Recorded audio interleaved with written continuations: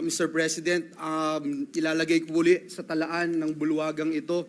Noong 2023, 1.079 billion pesos a day ang budget ng DPWH alone. 2024, 1.342 billion pesos a day ang budget ng DPWH alone. Ngayong taon po na ito, 2025, 1.37 billion a day ang budget ng DPWH. Ngayon po, dun sa National Expenditure Program na pinrepresenta sa atin ngayon ng 2026, 1.08 billion pesos a day ang budget ng, again, Mr. President, DPWH alone. Mr. President, bago ko po isuspend ang konsiderasyon ng privilege speech ni Senator Ping Lacson, muli pinapasalamatan po natin siya at yung pong binabanggit niya na pare-parehong amount na sa ibang probinsya, ganun din po yung nakita namin doon sa probinsya ng Bulacan for this year.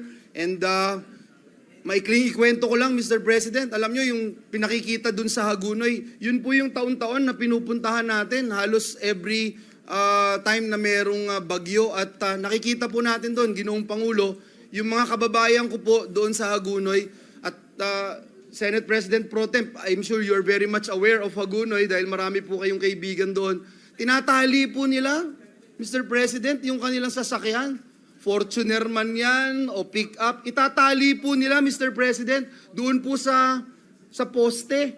At matutulog sila, yung sasakyan po nila, umaalon-alon, Mr. President. Gigising po sila ng umaga, at ito, natural na buhay ng mga kababayan ko doon. Gigising po sila ng umaga, lulusong sa baha, magkakape, pagkatapos magkape, maliligo, tapos pupunta ho ng Maynila para magtrabaho, alas 3, alas 4 ng umaga, babalik ho, galing sa trabaho, ganun na naman, Mr. President.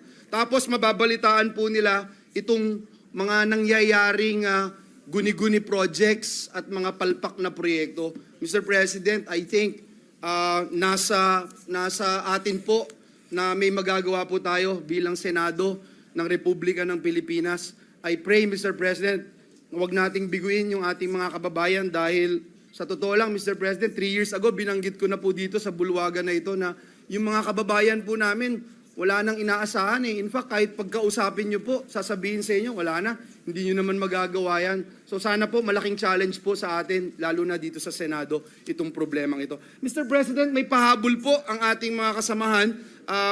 We recognize Senator Bongo and then afterwards Senator Robin Hood Padilla who wanted to make a manifestation as well, Mr. President. Please. Senator Bongo.